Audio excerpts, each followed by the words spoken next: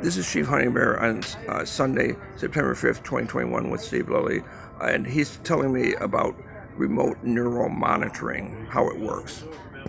Okay. Well, anyways, it's simple. They're hitting you with a frequency, and they're able to tap into the EMF waves that are being projected from your brain. So anytime you even take the time to produce a thought, that takes energy, and that energy produces a frequency. Okay, and they have technology that can measure those frequencies or those vibrations, and they do that across the whole spectrum of your mind, and they're able to measure every vibration or frequency you're putting out under every single circumstance, and they actually purposely put you under certain situations to see how you'll respond, and they push you to the limits also, so they know exactly, once they're able to map out your entire brain and they know exactly how you'll respond or how it works, they take all that data, and not only are they able to know exactly what you're thinking and what you're going to do in real time, but they're able to use that data, put it in these quantum supercomputers running these AI algorithms, and predict what you're going to do before you even know what you're going to do, because they already know how your brain responds. So they can now know future outcomes and future responses to whatever it is that, everybody's uniquely different. And not only that, they're taking this data and they're using it and they're downloading it on computers, and then they're uploading your consciousness, all that data, into clones that they're making, and using your mind, your intelligence or whatever, and putting them in clones, and then controlling these clones to do whatever they want you to do. Okay, so when they're doing the voice to skull, Right. or sometimes with me they use ultrasound, and sometimes they use microwave, and I can tell because microwave burns and the ultrasound raises my blood pressure. Yeah. And sometimes I won't respond to it, and I'll hear what sounds like my voice, and I'll be someone that sounds like me. They have a machine with a voice gram that can make anyone's voice sound like anyone else's. It will sound like I'm talking to them, and then to fuck with them, I'll talk right over that and say, like, who's that talking? It's not me.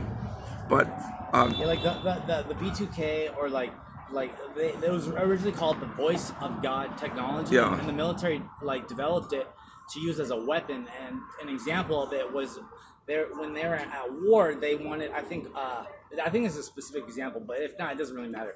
But they wanted to disarm the enemy, and they were fighting, I guess Muslims or whatever. So what they did was they projected this frequency.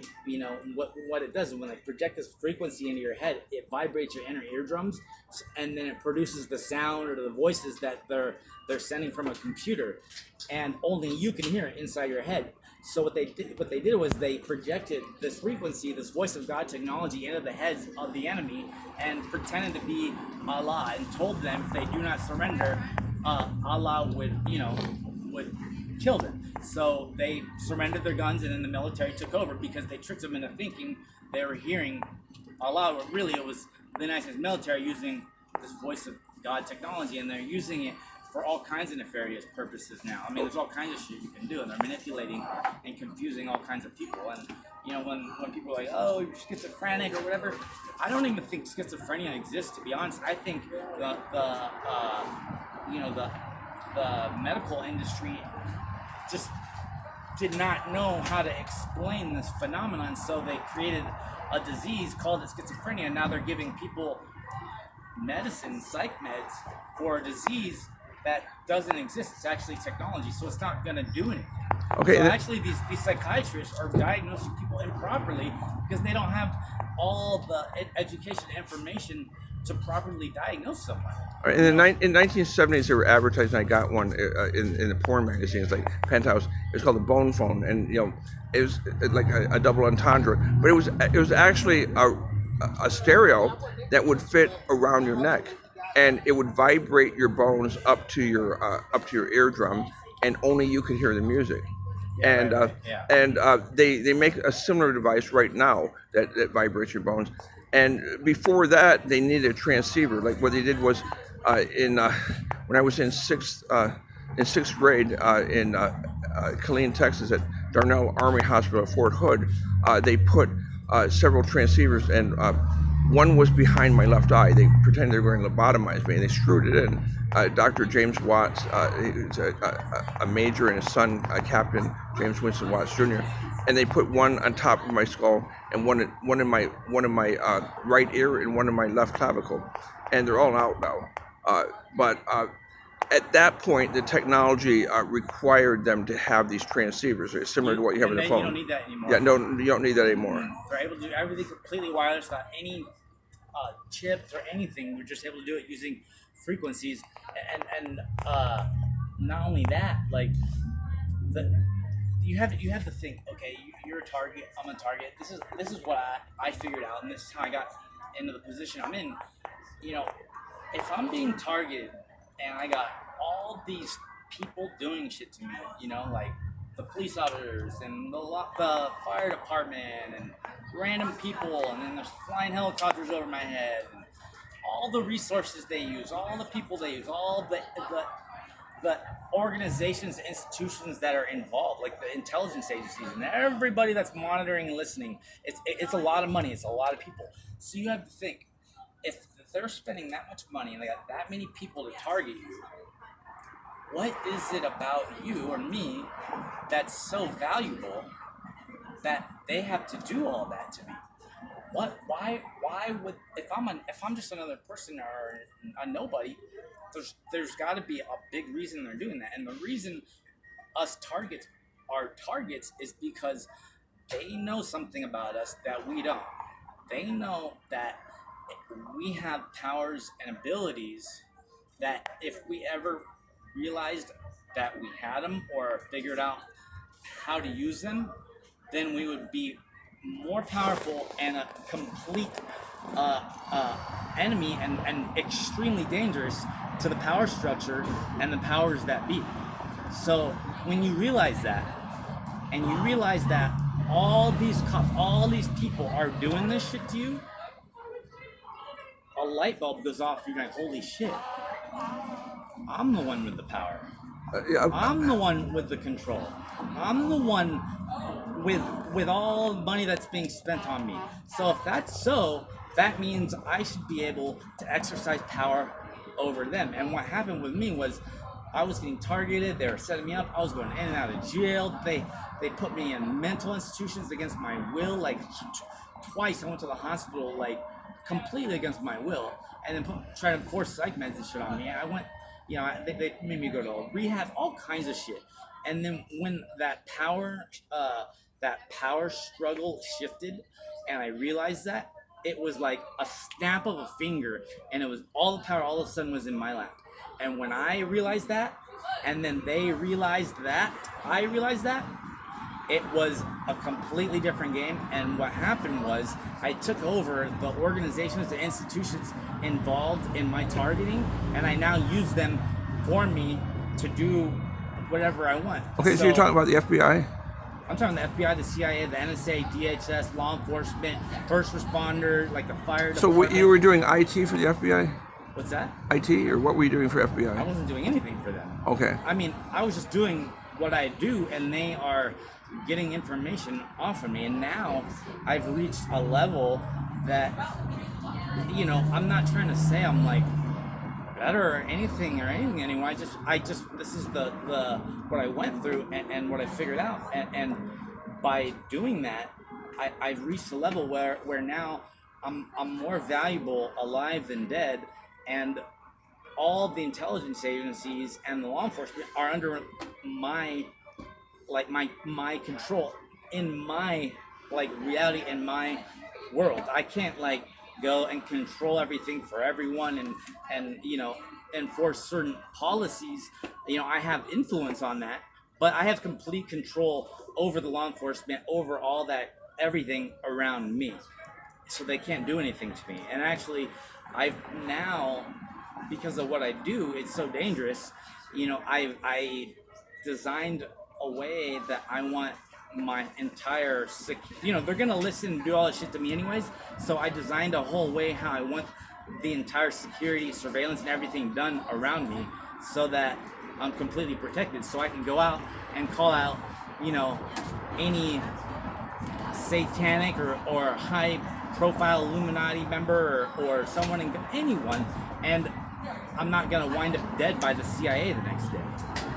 Okay, and I tested it. I tested it over and over and over, and I'm able to show how I have control over my surveillance and my security that I have developed by making videos and explaining how it's done and showing people in real time, as it's happening. I will explain it, and then I will let it unfold in front of the camera, in front of you, right after I say what I have to say, so you can see that, oh yeah, okay, he is in control. He is connected to that. He knows what he's talking about. That didn't just happen. That was a planned thing that he was able to orchestrate, and he just showed it. And people can't even, when they see it, it's so foreign to them that they can't logically comprehend that what I'm saying is real or possible. So they come up with reasons as to why what I'm saying is bullshit or not true. And most of the time they don't have a reason. They just talk shit. And they're just like, you're crazy, or you're mentally ill, or this, paranoid schizophrenic, when in fact it's not that at all. What I'm telling you is real. They're unable, the human mind has put limits on what is possible. And when you put limits on what's possible, you're just limiting yourself, because really anything is possible. About 50 years ago, around 1970, a Princeton University professor named Julian Jaynes wrote a book called The Origin of Consciousness, the Bicameral Brain. And he talked about how some people, or ancient people, didn't have a prefrontal cortex, and so they didn't realize that one part of their brain was connected to another part, and there was no superego to do this, and they believed they were talking to God and these other sort of things. I believe that there are people who are missing prefrontal cortexes and are actually hallucinating, but this has to be documented, and you have to do scans of the brain and look at various objective realities. But when they're using ultrasound or microwave, when they're doing social exclusion, when they're doing all these things, they can simulate mental illness and make you completely separate you from the rest of society, make people want to avoid you. See, that's the genius, in this whole thing, is they knew that. They figured that out. So what happens to these targets, and what happens to people like us, like, we go through this, right? And because of what they're doing to us, the response that we have to it mimics mental illnesses that are on record with psychologists and doctors and shit. When we go, for help, because at first we don't realize what's happening or what's going on, so we go and seek help, and we try to explain it, and then we get diagnosed with a mental illness because of what we explain. And the second that happens, all of a sudden we're in a category now where if we ever try to speak out against it, if they see that on a record, we're all of a sudden, we're not credible anymore. And if you're not mentally ill, they very often, right here at Huntington Hospital in Pasadena, California, they'll lobotomize you. They'll take out your prefrontal cortex, and then you become mentally ill. So they,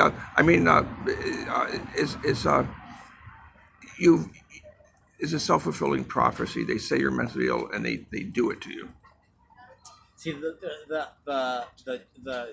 trick is to come to these realizations that I was telling you, and then for you to go out and actually test it out, and once you do it and you get the results and it proves to be true, and then you do it over and over and over, it builds confidence in you, and it actually makes you very, very, very. I'm happy to bring this to a close. I'm getting close to 15 minutes. I want to put it on IGTV, but I think what we have to do, and we don't have the resources that they have, but we have to document as much as possible to prove that it's objectively true, because otherwise people who haven't had these experiences think we're lying. Right. See, I have to let it go. We'll do another one, but I have to cut it off right here. Okay. All right.